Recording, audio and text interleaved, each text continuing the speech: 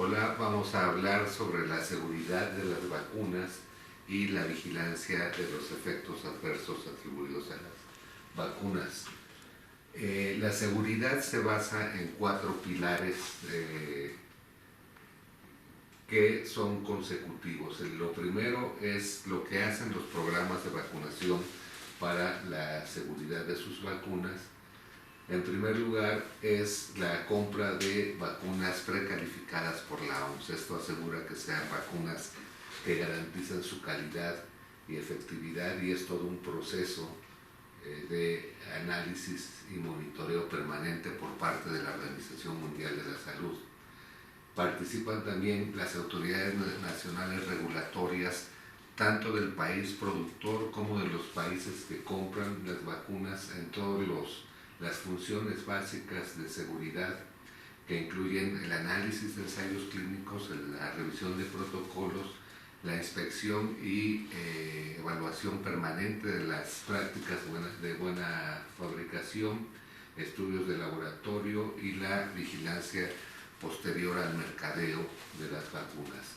Hay además un comité asesor mundial de la calidad de vacunas y seguridad que coordina la Organización Mundial de la Salud y dan sus informes periódicos para cada una de las vacunas. Se tiene también el uso de jeringas desechables para todas las vacunas que se administran, la vigilancia permanente de reacciones adversas, los sistemas de vigilancia nacionales e internacionales, políticas de frascos abiertos, entre otros. El segundo pilar es el tipo de vacuna. De acuerdo con el tipo de vacuna podemos conocer cuáles son su funcionamiento y también sus riesgos. Por ejemplo, las vacunas elaboradas con virus vivos tienen características que hacen posible, por ejemplo, la presencia de reacciones adversas severas o fiebre y cuadros similares a la infección. En este sentido, sabemos de la vacuna del papiloma humano dos aspectos importantes. En primer lugar, se identifica a la proteína L1 como la instancia que genera la inmunidad en el humano. Esta ha sido sintetizada en laboratorios, es una proteína sintética que se genera a partir de una levadura que es la misma con la que se produce el pan y la cerveza. Ahí tenemos el número de dosis, la marca comercial que estamos utilizando, que es la vacuna tetravalente, y de esta manera sabemos cuál es la eficacia de esta vacuna. Para las lesiones precursoras de cáncer, la eficacia está determinada entre el 97 y 100%, y para prevenir el cáncer en el 100%. Es una vacuna de reconocida eficacia. Esta vacuna protege además contra otros serotipos de virus del papiloma que pueden producir cáncer. Es la inmunidad cruzada con una eficacia del 43%. Un punto importante es determinar cuál es el nivel de anticuerpos que puede generar la vacuna. En esta diapositiva vemos, por ejemplo, que la infección natural genera alrededor de 30 unidades de anticuerpos en el ser humano, y la vacuna con 2 dosis genera más de 10.000 unidades. Quiere decir que la respuesta es mucho más intensa, y lo más importante es que se mantiene a lo largo del tiempo. Estos estudios se han realizado por 10 años aproximadamente, y es una curva similar donde los niveles de anticuerpos se mantienen a niveles muy altos, lo que permite establecer que la vacuna va a ser eficaz probablemente de por vida. Esto se va a determinar con estudios futuros, y además que la respuesta con 2 dosis es prácticamente la misma que con 3 dosis, por lo que se cambió el esquema de vacunación de 3 a 2 dosis. Un aspecto muy importante es la inmunidad de grupo. En esta diapositiva vemos en la línea continua azul el efecto de la vacuna contra verrugas genitales en niñas que en el momento del estudio estaban alrededor de 21 años y fueron vacunadas. Vemos que hay una reducción importante en la frecuencia de verrugas y esa reducción se ve también en personas mayores que no fueron vacunadas, y este es el efecto de inmunidad de grupo, y se ha visto también en varones no vacunados, en comparación con mujeres mayores cuya frecuencia de infección o de verrugas genitales se mantiene prácticamente igual a lo largo del tiempo. Otro de los pilares es lo que se sabe de los ensayos clínicos. Los ensayos clínicos son protocolos preestablecidos a nivel internacional, muy rigurosos, en los cuales se hace el estudio de cada vacuna o medicamento. Los ensayos clínicos son los estudios realizados por el laboratorio productor, que tardan varios años, 3 o 4 años cuando menos, en los cuales se analiza con distintos grupos poblacionales cuál es la eficacia y la efectividad de la vacuna. El primer punto en los ensayos preclínicos es determinar cuál es el componente principal de la vacuna, el que va a generar los anticuerpos y la protección. En el caso de la vacuna contra papiloma humano es esa proteína L1 sintetizada en el laboratorio, la cual es administrada a animales del laboratorio para ver si no hay un efecto nocivo. En la fase 1 se inician las pruebas de seguridad y reacciones adversas en una población pequeña, alrededor de 100 individuos. Para la fase 2 se incrementa el número de individuos en el estudio de 200 a 500 individuos. Se sigue midiendo la seguridad, la eficacia, las dosis y el esquema que se podría utilizar. En la fase 3, en una población de alrededor de 10 a 15 mil personas, se hacen las mismas pruebas, la eficacia, seguridad, inmunogenicidad, para determinar cuál es el efecto en una población más importante. Y finalmente la fase 4 es los estudios y el seguimiento después de que se coloca la vacuna en el mercado con poblaciones a gran escala. Todos estos estudios son los que permiten conocer cuál es el efecto inmunológico y las posibles reacciones que puede tener una vacuna. Otro aspecto importante es conocer la tasa basal de situaciones o eventos de salud en la población normal, cuál es la frecuencia normal y cuál es la frecuencia cuando se administra un estímulo adicional, en este caso una vacuna.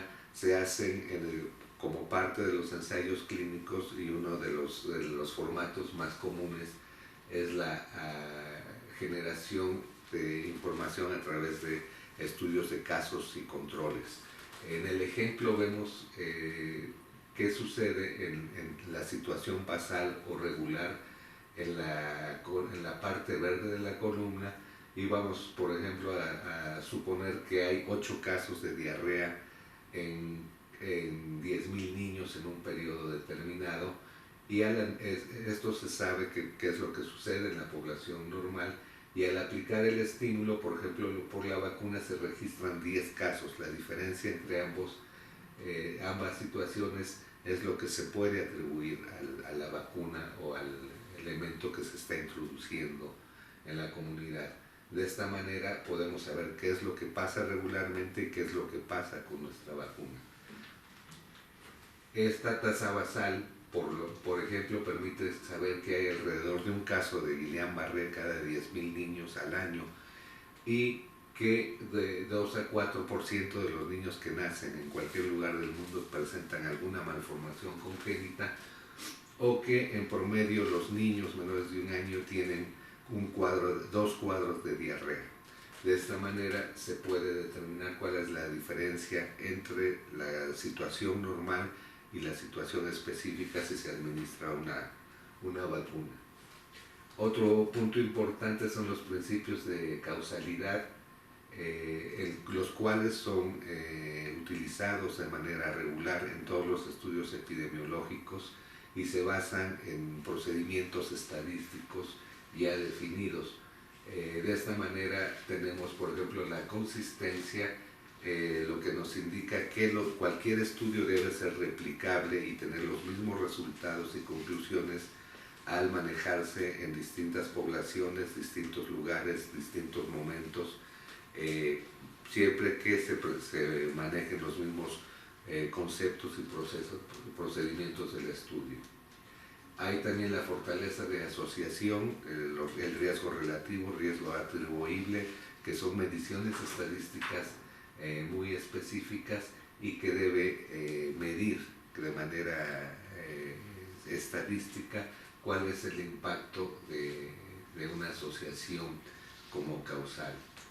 Otro punto es la especificidad, en la cual hay un enlace único y específico entre el evento esperado y el estímulo. Por ejemplo, dolor local ante la administración de la vacuna VPH.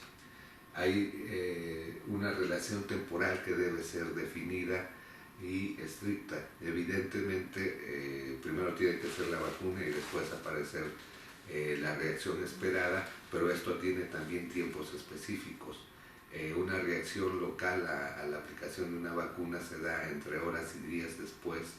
Un efecto anafiláctico se daría minutos a días después, pero la presencia de un cuadro de Guillain-Barré tiene que esperar al menos 2 semanas para su aparición. Hay tiempos establecidos, conocidos para cada tipo de respuesta. El último punto es la plausibilidad o factibilidad biológica, en donde debe haber una coherencia conocida desde el punto de vista biológico y científico entre los eventos. Por ejemplo, se sabe que vacunas con virus vivos atenuados pueden dar situaciones similares a la misma enfermedad en una proporción muy baja, y se sabe también, por ejemplo, que la vacuna contra el papiloma humano no podría provocar un Guillain-Barré porque la proteína que se utiliza no tiene propiedades biológicas que pudieran explicar biológicamente la aparición de una reacción de este tipo. Toda esta información se utiliza para el análisis de riesgo-beneficio de cada una de las vacunas.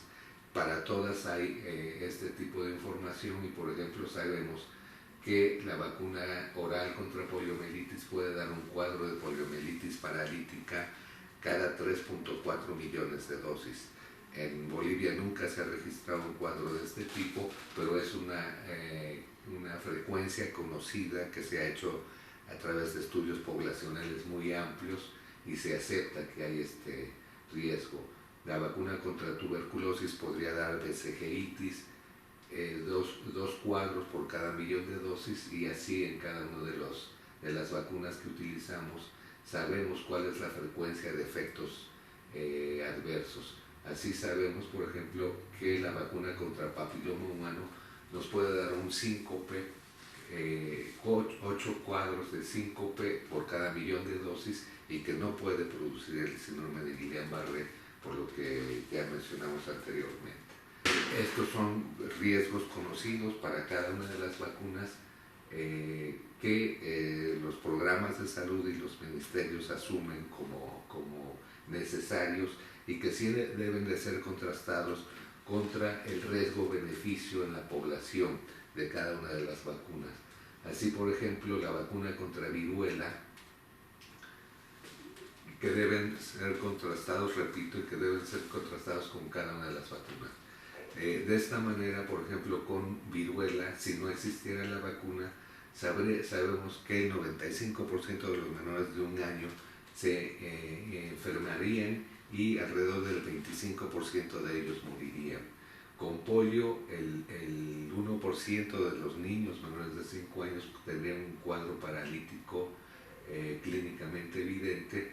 El 10% de ellos, 240,000, morirían, y de los sobrevivientes, 2,052 quedarían con parálisis permanente, con secuelas permanentes. Así vemos cuál es el impacto en cada una de las vacunas. Y con el programa de vacunación en Bolivia, estos son datos de Bolivia, estamos ahorrando más de 120,000 cuadros de enfermedades graves, todas muy graves, casi 90,000 defunciones, y alrededor de 9.700 defectos y discapacidad permanente evitados. Entonces, el programa tiene que contrastar el riesgo de aparición de ciertos efectos adversos en la población contra el impacto y el efecto en la población. De esta manera es muy evidente que el riesgo es muy inferior al beneficio que producen las vacunas, y esto se da a nivel mundial. Todo esto es parte del análisis de riesgos y de la seguridad de las vacunas.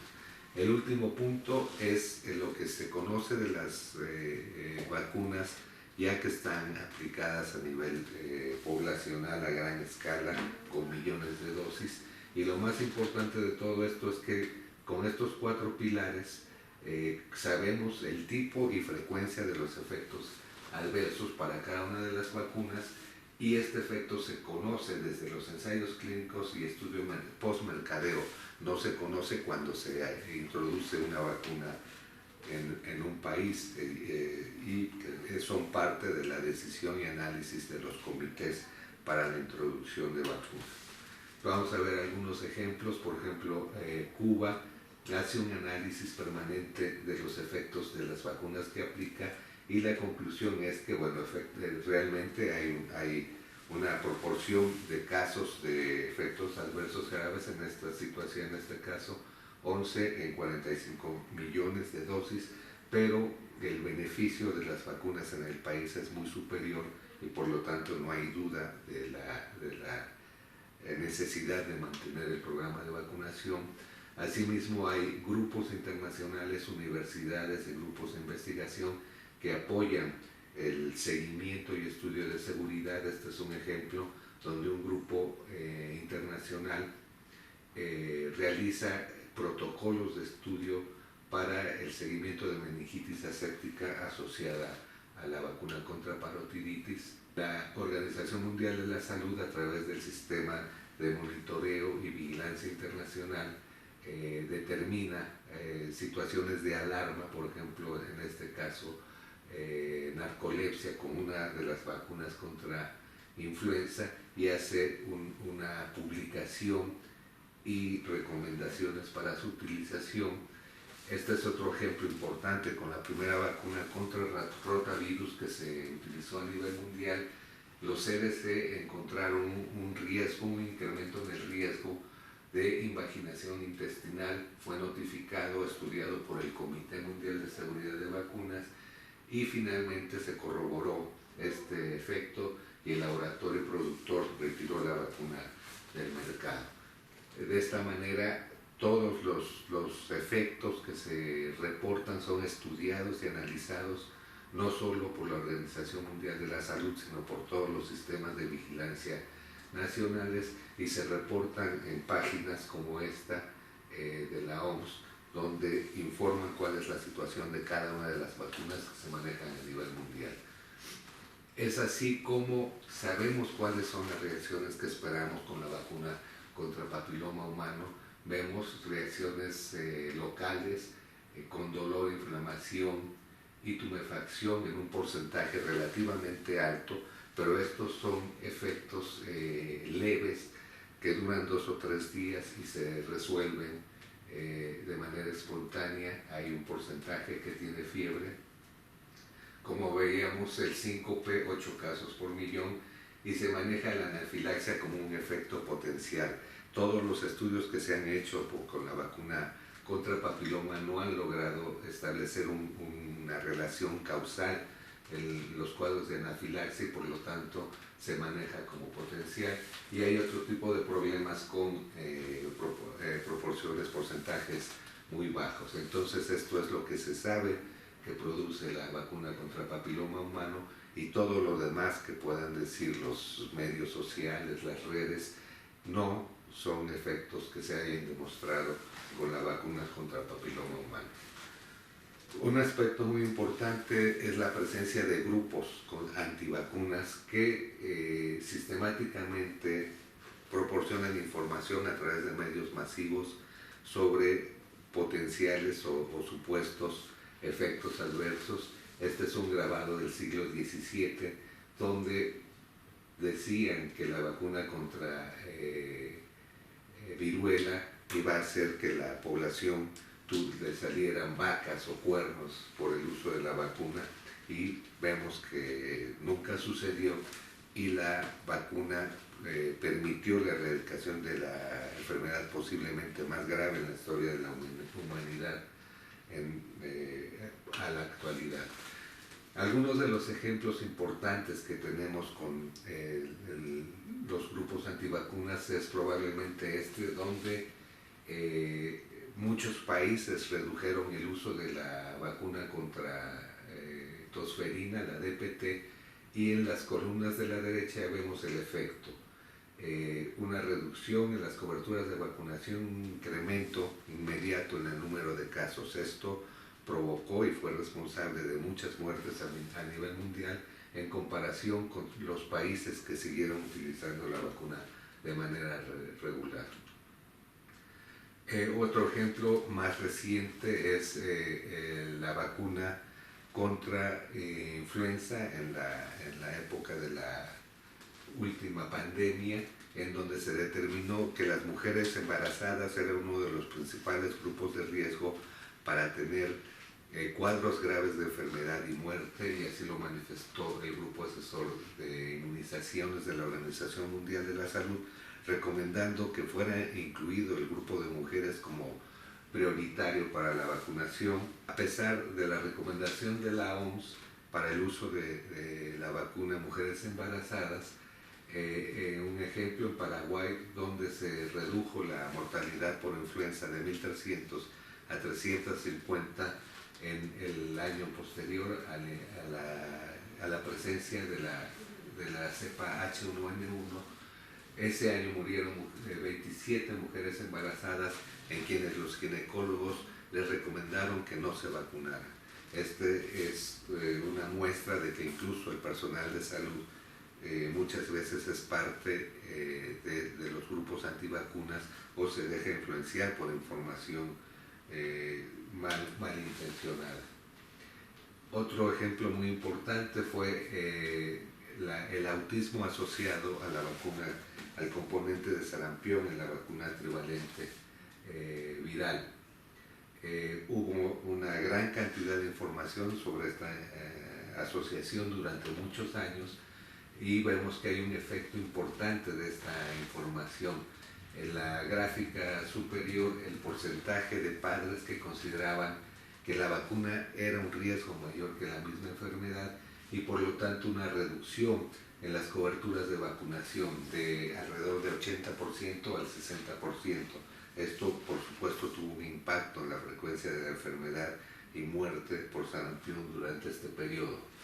Posteriormente se supo que la persona que hizo esta asociación, el doctor Wakefield, había falseado toda la información de sus reportes. Él hizo su primera publicación en la revista Lancet, donde asociaba cuadros de autismo a la vacuna, y posteriormente se conoció que él pagó 5 libras esterlinas a madres que llevaran a niños con autismo a una fiesta donde se les tomaron muestras y les indicó que deberían de decir que la vacuna fue la que produjo el autismo. Posteriormente le estaba cobrando 50,000 libras esterlinas a grupos de ayuda legal para apoyar a padres que hacían demandas de compensación por la vacuna. Lancet finalmente publicó un artículo donde ofrecía disculpas a los usuarios por haber publicado información que no estaba debidamente comprobada. Este fue un impacto muy importante para la vacuna, y posteriormente se reconoció que no había tal asociación. Algunas formas de funcionamiento de estos grupos antivacunas, por ejemplo, aquí vemos una revista, Discovery Salud, que se vende en los kioscos y en la cual habla sobre la vacuna de papiloma humano y dice que provoca vasculitis, o que encontraron ADN en la vacuna. Sabemos que la vacuna no puede tener ADN, es una proteína sintética única que no tiene ningún componente de este tipo. Posteriormente se demostró también que el trimerosal, que se asoció con muchos problemas en la vacunación, es un producto de mercurio que se elimina rápidamente por el organismo, incluso en niños, que la cantidad que se utiliza no puede provocar efectos adversos y que es un compuesto que no perjudica la salud de los usuarios, y el Programa de Naciones Unidas y la OMS establecen de manera oficial que las vacunas que utiliza este componente, el trimerosal, no tienen efectos contra la salud.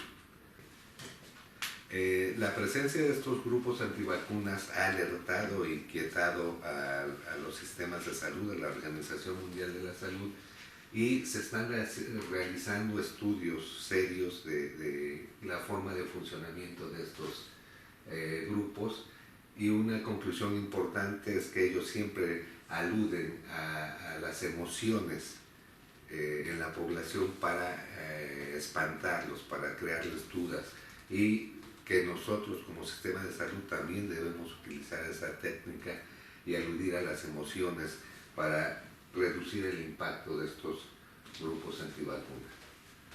De esta manera, y ya referido específicamente a la vacuna contra el papiloma humano, el Comité Asesor Mundial de Seguridad ha hecho estudios y revisado toda la documentación existente a nivel mundial de eventos asociados a la vacuna, por ejemplo, problemas durante el embarazo, con el uso del adyuvante, síncope, anafilaxia, Guillain-Barré, enfermedades autoinmunes, el síndrome de dolor regional que se